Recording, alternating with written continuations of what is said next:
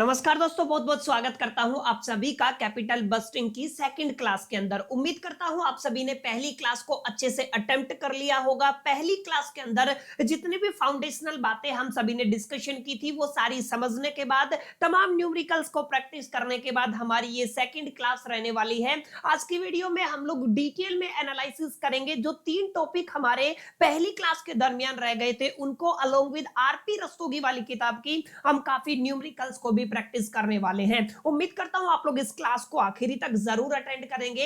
अगर आपको ये वीडियो, ये क्लास अच्छा लगता है, यूजफुल लगता है तो इसे लाइक करके अपने दोस्तों के साथ शेयर जरूर करेंगे। बहरहाल विदाउट वेस्टिंग द टाइम चलिए शुरू करते हैं। देखिए, हम लोग अपनी क्लास 2 को शुरू करें उससे पहले थोड़ा सा देख लेते हैं पहली क्लास के दरमियान हम लोगों ने क्या क्या पढ़ लिया था। देखिए, अगर आप लोग पहली क्लास की बात करते हैं my dear friends, apart from the numericals मैंने कुछ बातें आपको समझाई थी। जैसे मैंने आपको इनिशियल लेवल पे ये चीज क्लियर कर दिया था कि काफी टीचर्स कैपिटल बस्टिंग को केवल एक पार्ट मान के पढ़ाते हैं। हमारे चैनल के ऊपर, हमारी प्लेलिस्ट के अंदर आपको कैपिटल बस्टिंग को 2 पार्ट के अंदर पढ़ाया जाएगा। जहां पे मैंने आपको बताया था पहला पार्ट हमारा estimation of the cash flow से रिलेटेड रहने वाला है। सेकंड पार्ट हमारा आपका टेक्निक ऑफ इवैल्यूएशन से रिलेटेड रहेगा। इसमें मैंने बताया था जब आप लोग estimation of the cash flow को पढ़ते हैं तो करीब 4-5 टॉपिक आपको पढ़ने हैं, जिनके अंदर से पहली क्लास के दरमियान हमने पढ़ा था meaning, features and the significance of the capital budgeting क्या होता है। उसके बाद हमने देखा था estimation of the cost and the benefit of proposal के अंदर आपका अकाउंटिंग प्रॉफिट या नेट प्रॉफिट का क्या मीनिंग होता है।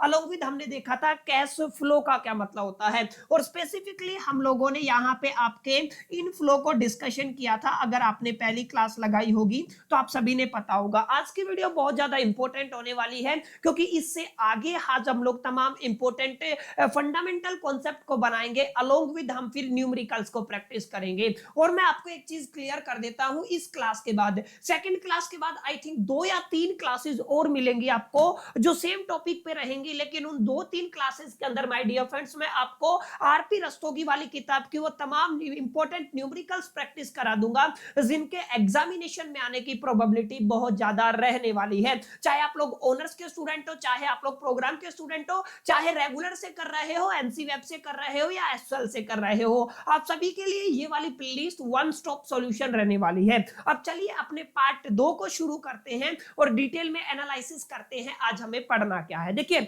जैसा कि मैं पहले भी बता चुका हूं, हम लोग कैश फ्लो तक पढ़ चुके हैं। आज का हमारा एजेंडा रहेगा, आज का हमारा टॉपिक रहेगा, हम अंडरस्टैंड करेंगे आपका ओरिजिनल या इनिशियल कैश आउटफ्लो क्या होता है, इसका मीनिंग क्या है, किस तरीके से इसको कैलकुलेट किया जाता है। फिर हम लोग बात करेंगे सब्सिक्वेंट इनफ्लो को कैसे कैलकुलेट किया जाता है और सब्सिक्वेंट आउटफ्लो को कैसे कैलकुलेट किया जाता है, इसके कंपोनेंट क्या क्या रहने वाले हैं, इसका मीनिंग क्या क्या रहने वाला है। अलोंग विद सम न्यूमेरिकल्स को प्रैक्टिस करेंगे। फिर हम लोग बात करने वाले हैं टर्मिनल कैश फ्लो को। ये कुछ ऐसी टर्म है जिनको अगर आप लोग कंप्लीट कर लेते हैं तो आपका पहला पार्ट बस्टिंग कैपिटल के अंदर estimation of the cash flow complete हो जाएगा। तो आज हम कहां से शुरू करने वाले हैं, चाहे आप लोग ओरिजिनल कैश आउटफ्लो बोल दीजिए, चाहे आप लोग इनिशियल कैश आउटफ्लो बोल दीजिए। देखिए, अगर मैं बात करूं ओरिजिनल कैश आउटफ्लो की, अगर आप लोग नाम से अंदाजा लगाएंगे, अगर आपको नाम से अगर ध्यान से रीड करेंगे तो आपको एक क्लैरिटी मिलेगा। एक होता है आपका इनफ्लो, एक होता है आपका आउटफ्लो। कैपिटल बस्टिंग के अंदर हम लोग प्लानिंग करते हैं और इवैल्यूएशन करते हैं किस चीज का, कि एक पर्टिकुलर फिक्स्ड एसेट के अंदर, प्लांट और मशीनरी के अंदर हमें इन्वेस्टमेंट करना चाहिए या नहीं करना चाहिए। देखिए, जब एक पर्टिकुलर मशीनरी के ऊपर, एक पर्टिकुलर एसेट के ऊपर इन्वेस्टमेंट किया जाता है तो 2 चीजें होती हैं। हम फर्स्ट टाइम जब इन्वेस्टमेंट करते हैं अपनी मशीन या प्लांट को वर्किंग कंडीशन में लाने तक हमें पैसा देना होता है, उसके ऊपर इन्वेस्ट करना होता है। माने ये जो कैश है इसका आउटफ्लो हुआ है। जैसे ही आपकी मशीन चालू होती है, वर्किंग कंडीशन में आती है, तो आपको वहां से पैसा आना शुरू होता है। तो 2 टर्म हो गई आपकी, एक आपका आउटफ्लो हो जाएगा, दूसरा क्या हो जाएगा आपका इनफ्लो। अगर आप लोग इस टाइटल के अंदर देखेंगे तो हमें क्या कैलकुलेट करना है, हमें ओरिजिनल कैश आउटफ्लो कैलकुलेट करना है। अगर आप ध्यान से देख पा रहे होंगे तो हमें ओरिजिनल कैश आउटफ्लो कैलकुलेट करना है। अब ओरिजिनल कैश आउटफ्लो का क्या मतलब होता है, आपने जिस भी प्लांट के अंदर इन्वेस्टमेंट किया या जिस भी मशीनरी के अंदर इन्वेस्टमेंट किया, उसकी अर्निंग से पहले पहले जो आपने पैसा उसके ऊपर लगाया या इन्वेस्ट किया या खर्च किया उसको क्या बोलेंगे, उसको आप लोग बोलेंगे ओरिजिनल या इनिशियल कैश आउटफ्लो, कि ये वो फलाना फलाना खर्चा है जो हमने आउटफ्लो किया है एक पर्टिकुलर एसेट्स को एक्वायर करते वक्त। माने सिस्टमैटिक डेफिनेशन की बात करूं तो क्या कहेंगे, हम लोग कह सकते हैं आपका ओरिजिनल या initial cash outflow is the total money, और या मनी कह दीजिए, पैसा कह दीजिए, whatever you can say, total money of a company that spend at a beginning of a project और a investment to a acquiring a new asset. माने कोई नया एसेट एक्वायर किया उसके ऊपर जो पैसा लगाया, या कोई भी प्लांट सेटअप किया उसके ऊपर पैसा लगाया, या कोई भी मशीनरी आपने खरीदी तो उसके ऊपर पैसा लगाया। क्लियर है? तो यानी कि जो आपका नेट पैसा गया है, आउट हुआ है, उसको क्या बोलेंगे हम लोग, ओरिजिनल इनिशियल कैश आउटफ्लो। दो बातों का आपको ध्यान रखना है, जो ओरिजिनल कैश आउटफ्लो है ये आपका वन टाइम इन्वेस्टमेंट रहने वाला है, और ये कब तक कैलकुलेट करना है, जब तक आपकी मशीन, आपका प्लांट या आपके एसेट्स का कैश इनफ्लो होना शुरू ना हो जाए। माने जब आपकी एक मशीन रिटर्न देना शुरू करती है ना, उससे पहले पहले जो खर्च हुआ ना उसको क्या बोलेंगे, उसको आप लोग ओरिजिनल और इनिशियल कैश आउटफ्लो बोलेंगे। क्लियर? उम्मीद करता हूं छोटी सी बात थी, आपको समझ में आ गई होगी। इसके अलावा ध्यान से देखिएगा, it includes all the cost, यहां पे वो तमाम कॉस्ट को इंक्लूड किया जाता है जो किसी भी एसेट्स को वर्किंग कंडीशन में लाने के लिए नेसेसरी होते हैं, जरूरी होते हैं। क्लियर? तो इस चीज को आपको ध्यान में रखना है। कोई भी एसेट है, कोई भी मशीन है, वो रिटर्न देने से पहले जो भी पैसा आप सभी ने इन्वेस्ट किया है वो क्या कहलाता है माय डियर फ्रेंड्स, वो आपका इनिशियल कैश आउटफ्लो कहलाएगा या फिर आपका ओरिजिनल कैश आउटफ्लो कहलाएगा। क्लियर? उम्मीद करता हूं बात आपको समझ में आ गई होगी कि ओरिजिनल या इनिशियल कैश आउटफ्लो का मीनिंग क्या होता है। किसी भी एसेट्स को एक्वायर करने के लिए, कोई भी प्लांट्स को सेट करने के लिए, किसी भी मशीन को खरीदने के लिए उसके रिटर्न से पहले जो इन्वेस्टमेंट लगता है, that net investment is called the total या इनिशियल कैश आउटफ्लो। यहां पे उन तमाम खर्चों को भी इंक्लूड किया जाएगा जो आपके मशीनरी के, आपके एसेट के या फिर आपके प्लांट के वर्किंग कंडीशन में लाने के लिए जरूरी होने वाले हैं। क्लियर? तो उम्मीद करता हूं डेफिनेशन आपको क्लियर हुई होगी कि एग्जैक्टली आपका ओरिजिनल और इनिशियल कैश आउटफ्लो का मतलब क्या है। अब बात करते हैं, अगर आप लोग कैश आउटफ्लो को कैलकुलेट करना चाहते हैं या इनिशियल कैश आउटफ्लो को कैलकुलेट करना चाहते हैं या ओरिजिनल कैश आउटफ्लो को कैलकुलेट करना चाहते हैं, तो आपको किन किन कंपोनेंट की जरूरत पड़ेगी। देखिए कुछ बुनियादी बातें हैं जिनकी जानकारी आप सभी को चाहिए, जिनके बिहा पे आप लोग एक फॉर्मूला लगाएंगे और आप कैलकुलेशन करेंगे। तो आपको कौन कौन से कंपोनेंट की जरूरत है, अगर आप लोग ध्यान से देखेंगे, अगर आपने कोई भी एसेट खरीदा है या कोई भी इक्विपमेंट खरीदा है तो आपको उसका प्राइस पता होना चाहिए। सबसे पहली बात है आपको कॉस्ट पता होनी चाहिए आपके एसेट की या आपके इक्विपमेंट की, ये पहला कंपोनेंट रहेगा। दूसरा हमें देखना है अगर उसके ऊपर कोई भी इंस्टॉलेशन चार्ज लगा है तो उसकी जरूरत पड़ेगी, अगर उसके ऊपर कोई भी ट्रांसपोर्ट चार्ज लगा है तो उसकी भी जरूरत पड़ेगी। उसको वर्किंग कंडीशन में लाने के लिए अगर हमने कोई कैपिटल इन्वेस्ट किया है, माने हम लोग क्या कह सकते हैं, इनिशियल वर्किंग कैपिटल जो रिक्वायरमेंट थी, क्या बोला मैंने, जो भी आपकी इनिशियल वर्किंग, एक मिनट, जो भी आपकी इनिशियल कैपिटल वर्किंग रिक्वायरमेंट थी उसको यहाँ पे चाहिएगा। प्लस में अगर आपने कोई मशीनरी लगाया है और ट्रेडिंग के लिए कोई कॉस्ट किया है या सेटअप का कोई कॉस्ट हुआ है तो उसे भी आपको इंक्लूड करना है। ध्यान रखिएगा ये सारे कंपोनेंट को हमें ऐड करना है। अगर आप लोग क्या निकालना चाहते हैं, अगर आप लोग निकालना चाहते हैं आपका इनिशियल कैश आउटफ्लो, लेकिन दो ऐसे कंपोनेंट है जिनको हमें माइनस करना है, ध्यान रखिएगा, इन्हें हमें लेस करना है, माने यहाँ पे घटाना है। किसमें से? ये जो ऐड की हुई क्वांटिटी है इसके अंदर से। अगर आपके पास कोई स्क्रैप वैल्यू है या साल्वेज वैल्यू है, कहां से आई हुई है, रिप्लेसमेंट ऑफ द एसेट, माने आपने कोई एसेट का रिप्लेसमेंट किया है, बेचा है, उस केस में अगर आपके पास कोई साल्वेज वैल्यू है, उस एसेट की कोई स्क्रैप वैल्यू है तो वो माइनस यहाँ पे करनी पड़ेगी। और अगर आपकी कोई भी टैक्स सेविंग है सेल्स के ऊपर, किसकी सेल्स के ऊपर, ओल्ड एसेट्स या डेप्रिसिएशन बेनिफिट अगर आपको मिलता है तो उसको यहाँ पे क्या करना पड़ेगा, माइनस करना पड़ेगा। माने जितने भी खर्चे या फिर वर्किंग कंडीशन में लाने के लिए एसेट के ऊपर जो भी इन्वेस्टमेंट हुई है वो तमाम चीजें यहाँ पे ऐड करनी है। अगर आपने कोई पुराना एसेट बेचा है तो उसकी जो स्क्रैप वैल्यू है उसको माइनस कर देंगे। जो भी आपकी सेल्स हुई है ओल्ड एसेट के ऊपर या डेप्रिसिएशन के ऊपर बेनिफिट मिला है या टैक्स सेविंग है उसको क्या कर देंगे, माइनस कर देंगे। तो ये कुछ कंपोनेंट है जिनको अगर आप लोग अपने ख्याल में या जहन में रखते हैं तो आपको एक क्लैरिटी मिलेगा कि एग्जैक्टली हमें करना क्या है। अगर मैं फॉर्मूले की बात करूं तो ध्यान से देखिएगा, अगर आपका टैक्स सेविंग होता है, माने आपको कोई टैक्स के ऊपर छूट मिलती है, सब्सिडी मिलती है, तो थोड़ा सा हम लोग आगे चलेंगे, लेकिन आमूमन आपको ये वाला फॉर्मूला अप्लाई करना है, इनिशियल आउटफ्लो वाला। देखिए क्या करना है, आपको कॉस्ट ऑफ एसेट्स लेके चलना है, उसको ऐड कर देना है, इंस्टॉलेशन कॉस्ट जो उसकी है, प्लस में आपको वर्किंग कैपिटल को ऐड कर देना है, प्लस में अगर उसके ऊपर और भी कोई खर्चा हुआ है तो उसको ऐड कर देना है। लेकिन अगर उसकी आपकी कोई सैल्वेज वैल्यू है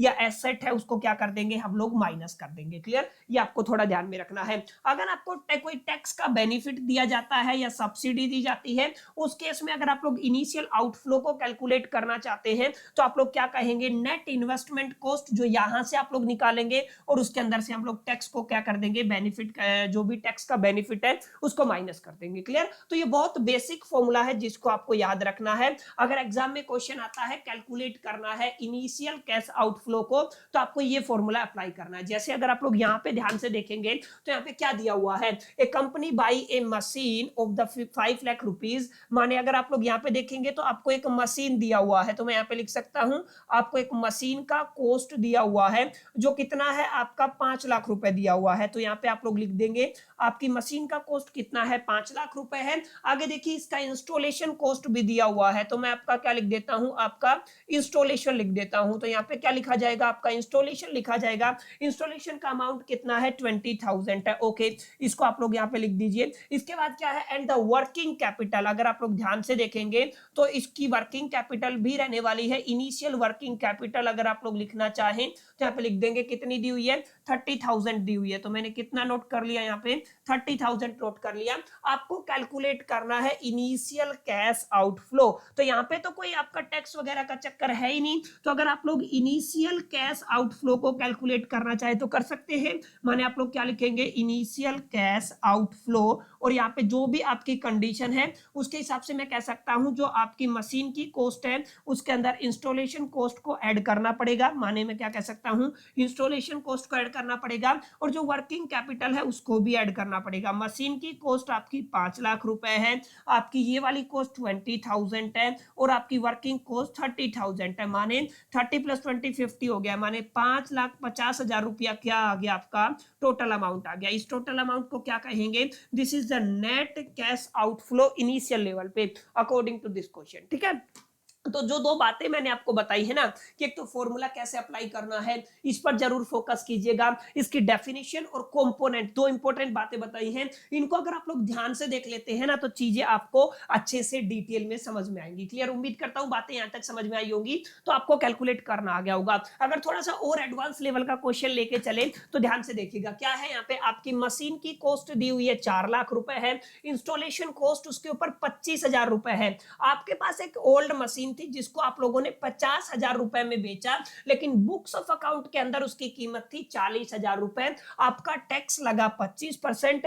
आपको एक कैश आउटफ्लो कैलकुलेट करना। देखिए यहाँ पे बाकी सब तो सेम है भाई, इंस्टॉलेशन कॉस्ट और आपका मशीन कॉस्ट आप लोग ऐड कर देंगे। यहाँ पे आप लोगों ने एसेट सोल्ड किया है। देखिए यहाँ पे आपके पास एक मशीन थी, आप लोगों ने एसेट सोल्ड किया है, कितने के अंदर किया है, 50,000 के अंदर किया है। लेकिन लेकिन लेकिन उसकी जो ओरिजिनल वैल्यू थी या बुक्स ऑफ अकाउंट के अंदर जो वैल्यू थी वो कितनी थी, आपकी 40,000 रुपए थी। क्लियर है, अगर आप लोग देखेंगे यहाँ पे बेनिफिट हुआ है, माने गेन हुआ है, अगर आप लोग ध्यान से देखेंगे तो कितने का हुआ है, 10,000 का हुआ है। क्लियर है, अब इस 10,000 के ऊपर अगर आप लोग कैलकुलेट करना चाहें, टैक्स कितना दिया हुआ है, आपको 25% दिया हुआ है। अगर आप 25% टैक्स कैलकुलेट करते हैं तो आई थिंक 2,500 बनेगा। तो यहाँ पे आप लोग क्या कर दोगे, 2,500 यहाँ से क्या कर दोगे, माइनस कर दोगे, तो यहाँ पे आपको एक नेट अमाउंट मिल जाएगा। यानी कि आपका टैक्स कितना बनता है, 2,500 बनता है। आपने बेचा कितने, 50,000 रुपए में, टैक्स कितना कटेगा, 2,500 कटेगा। तो एग्जैक्ट आपकी जो वैल्यू है ना, आपकी जो स्क्रैप वैल्यू आ गई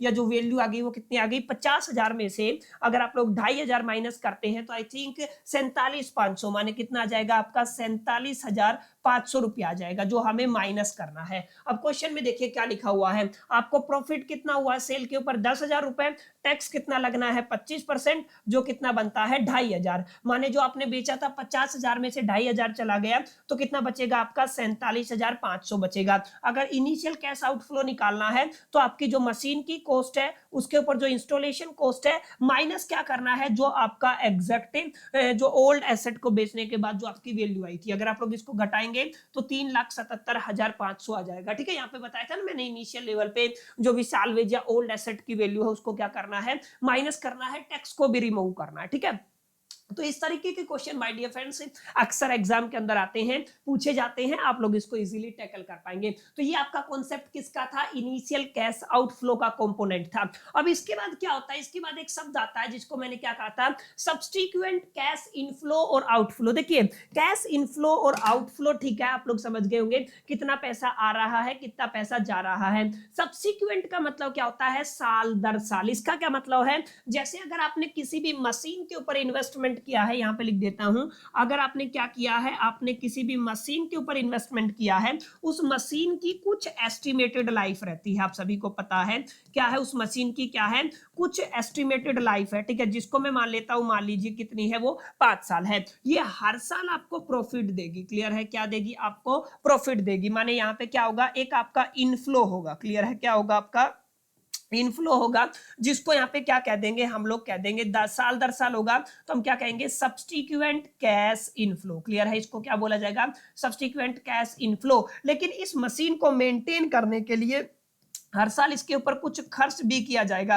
माने एक्सपेंस भी किया जाएगा, कुछ पैसा खर्च किया जाएगा, जिसको हम लोग क्या कहेंगे, सब्स्टिक्वेंट आउटफ्लो। क्लियर है, या cash outflow, what ever you can से। तो इस तरीके की चीज आपको ध्यान में रखनी है। यहाँ पे क्या है, सब्स्टिक्वेंट कैश इनफ्लो की बात हो रही है, कैश बेनिफिट और a return received after the initial investment. Initial investment के बाद जो भी आपको रिटर्न मिलता है या कैश बेनिफिट मिलता है during the project operational life. जो ऑपरेशनल लाइफ का मतलब मैंने बताया ना, जो हम लोग कैलकुलेट करते हैं, जो भी आपकी एस्टिमेटेड लाइफ होती है ना, उसके अकॉर्डिंग बात कर रहे हैं। तो एस्टिमेटेड लाइफ जैसे 5 साल की है, तो 5 साल तक ये आपको बेनिफिट देगी, जो पैसा देगी, तो 5 साल का कैलकुलेट करना है आपको इनफ्लो। ठीक है, ऐसे ही आप लोग क्या कह सकते हैं, सब्स्टिक्वेंट कैश आउटफ्लो, माने उसको मेंटेन करने के लिए, उसको वर्किंग कंडीशन में मेंटेन करने के लिए हमें कुछ एडिशनल एक्सपेंसेस करने पड़ते हैं या पेमेंट करनी पड़ती है, जिनको क्या कहा जाता है, आउटफ्लो कहा जाता है। क्लियर, तो बहुत आसान है। सब्स्टिक्वेंट का मतलब जो उसकी एस्टिमेटेड लाइफ है उसके दरमियान जो के पैसा आया उसको कहेंगे सब्स्टिक्वेंट कैश इनफ्लो, और जो पैसा हम लोगों ने खर्च किया, जो एक्सपेंस किया,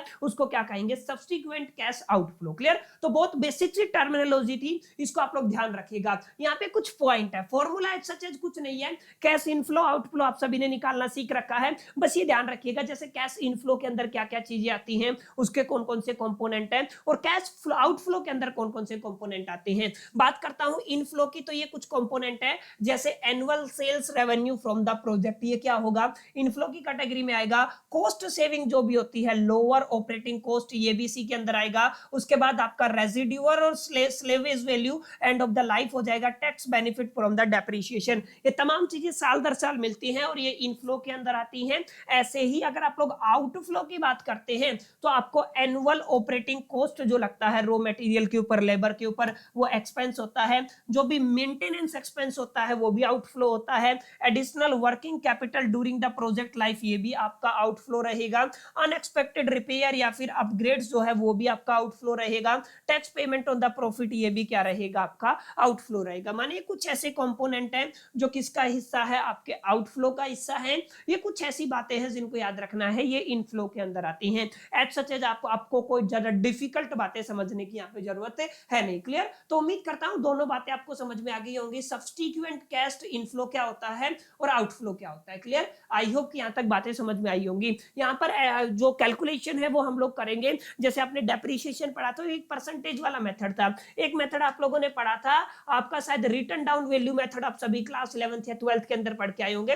तो वहां पे रिटर्न डाउन वैल्यू मेथड क्या कहता है, जब आपका डेप्रिसिएशन हर साल चेंज होता रहता है, हम मान के चलते हैं जैसे 10% डेप्रिसिएशन लग गया, 5 साल का एस्टिमेटेड लाइफ है, तो वो फिक्स रहे, तो वो आपका स्ट्रेट लाइन मेथड के अकॉर्डिंग कैलकुलेट होता है। लेकिन कई बार क्या होता है, हम लोग ये मान लेते हैं कि डेप्रिसिएशन हर साल चेंज होता है, तो वो आपका कैलकुलेट होता है रिटर्न डाउन वैल्यू मेथड से, और वहां पे आपको हर साल के अलग डेप्रिसिएशन के हिसाब से वो वाला चार्ट बनाना पड़ता है, जो हम लोगों ने वो वाले टेबल, वो वाला फॉर्मेट बनाना पड़ता है, जो क्लास 1 के अंदर हम लोगों ने पढ़ा था। काफी ऐसी न्यूमेरिकल्स आएंगी, मैं प्रैक्टिस करा दूंगा, डोंट वरी। ठीक है, तो ये कॉन्सेप्ट समझ में आया, आपका सब्स्टिक्वेंट कैश इनफ्लो और आउटफ्लो का क्या मतलब होता है। अब लास्ट एंड फाइनल टॉपिक हम लोग पढ़ने वाले हैं terminal cash flow. Terminal cash flow का मतलब क्या होता है, ध्यान से समझना। टर्मिनल का मतलब आखिरी पड़ाव, ठीक है ना। कैश फ्लो यानी कि आपका एक एसेट है, ठीक है, वो अब एंड हो चुका है, उसका खराब हो चुका है, हमें उसको बेचना है, ठीक है। उसके बाद जो कैश होगा ना, कैश फ्लो होगा, उसको क्या कहेंगे, टर्मिनल कैश फ्लो। माने आप लोग क्या कह सकते हैं, terminal cash flow refer the final net cash flow received, ध्यान से देखिएगा किसकी बात हो रही है, received at the end of the project life. जो भी आपका प्रोजेक्ट है उसके एंड के ऊपर जो आपको कैश मिलता है उसको क्या कहेंगे, उसको टर्मिनल कैश फ्लो कहेंगे। क्लियर। जैसे आप लोग क्या कह सकते हैं, salvage value of the equipment यानी कि जो स्क्रैप वैल्यू है, recovery of the working capital ये भी आपकी यहीं पे ऐड होगी, net tax effect on the disposal gain और लॉस ये भी यहाँ पे आपका इंक्लूड किया जाएगा, ठीक है। अगर आप लोग फॉर्मूले की बात करते हैं, देखिए कुछ बेसिक बातें तो हम लोग पढ़ लेंगे खैर जब न्यूमेरिकल सोल्व करेंगे। मेन फॉर्मूला ध्यान रखिएगा, टर्मिनल कैश फ्लो के अंदर क्या करना है, टर्मिनल कैश फ्लो के अंदर जो भी आपका सालवेज वैल्यू है, माने जो स्क्रैप वैल्यू है, टैक्स के बाद उसके अंदर हमें रिकवरी वर्किंग कैपिटल को ऐड कर देना है, माइनस कर देना है जो भी आपका कॉस्ट रहा उसको। क्लियर। आई होप की बातें समझ में आई होंगी। आपने क्या किया, salvage value after the tax निकालनी है। ये कैसे निकलेगी, आपकी जो सालवेज प्राइस है माइनस में टैक्स ऑन गेन और लॉस जो भी है, याद रखिएगा टैक्स ऑन लॉस है वो प्लस होगा, मैं आगे समझाऊंगा, और टैक्स ऑन गेन है वो क्या होगा, आपका माइनस होगा, ठीक है, याद रखिएगा। ऐसे अगर आप लोग देखेंगे टैक्स ऑन गेन है, मान ली गेन होता है तो क्या होता है, देखिए सालवेज वैल्यू माने बुक वैल्यू प्लस में टैक्स अगर आपको निकालना है तो tax rate multiply by gain, ठीक है। तो बेसिक फॉर्मूला है, इसमें कोई रामायण नहीं है, एज सच एज आपको दिमाग नहीं लगाना है, हम इसको पढ़ेंगे तो आप लोग इसको इजीली कैलकुलेट भी कर पाएंगे, ठीक है। जैसे कुछ न्यूमेरिकल है आने वाले वक्त में हम इनको भी प्रैक्टिस करेंगे। तो इस वीडियो में हमने काफी चीजों के बारे में डिस्कशन किया, ज्यादा लंबा हम इस वीडियो को खींचेंगे नहीं। हमने क्या क्या सीखा, हमने सीखा पार्ट सेकंड के अंदर ओरिजिनल और इनिशियल कैश आउटफ्लो का मीनिंग क्या होता है, इसके कंपोनेंट्स क्या होते हैं, इसका फॉर्मूला क्या होता है, कुछ न्यूमेरिकल्स, दो न्यूमेरिकल्स हम लोगों ने यहाँ पे सोल्व करने की कोशिश की। सब्सिक्वेंट कैश इनफ्लो और आउटफ्लो का क्या मतलब होता है ये हम लोगों ने देखा, इनके एग्जांपल्स को थोड़ा सा ओवरव्यू किया। टर्मिनल कैश फ्लो का मीनिंग क्या होता है, क्या क्या इंक्लूड करते हैं, इस मुद्दे पर हम लोगों ने चर्चा की। इसके कंपोनेंट क्या होते हैं इस मुद्दे पर चर्चा की, और इसका फॉर्मूला क्या होता है, स्टेप बाय स्टेप सारे फॉर्मूले को मैंने आपको यहाँ पे दिखा दिया है। क्लियर। तो ये आपकी कुछ बेसिक टर्म थी, और यहाँ पर आकर के आपका ये टॉपिक कंप्लीट होता है estimation of the cash flow. अब थोड़ा सा दिमाग लगा करके हम लोग कैलकुलेशन वाला पार्टीशन शुरू करेंगे, कि यानी कि न्यूमेरिकल सोल्व करेंगे, जहां पे इन तमाम कॉन्सेप्ट का तो इस्तेमाल करेंगे, अलोंग विद हमें कुछ अपनी फाउंडेशनल स्किल का भी इस्तेमाल करना होगा। मैं कोशिश करूंगा 2 वीडियोस और लेके आऊं, लेकिन अगर कंक्लूड कर सके एक वीडियो के अंदर तो मैं तमाम न्यूमेरिकल्स को प्रैक्टिस करा दूंगा। केवल वही न्यूमेरिकल्स हम लोग प्रैक्टिस करेंगे जो आपके एग्जामिनेशन के प्रोस्पेक्टिव से, आपके एग्जामिनेशन के लिहाज से बहुत बहुत और बहुत ज्यादा इंपॉर्टेंट रहने वाली है। उम्मीद करता हूं माय डियर फ्रेंड्स आप सभी को ये लेक्चर पसंद आया होगा, सेकंड लेक्चर समझ में आया होगा। अगर वीडियो अगर आपको अच्छा लगा, लेक्चर पसंद आया तो इसे लाइक कर दीजिएगा, दोस्तों के साथ शेयर करना मत भूलिएगा, चैनल पे पहली दफा है तो सब्सक्राइब करके बेल आइकन को जरूर प्रेस कर दीजिएगा। मिलते हैं अगले पार्ट में, जब तक के लिए तो sole the best, lucky plan.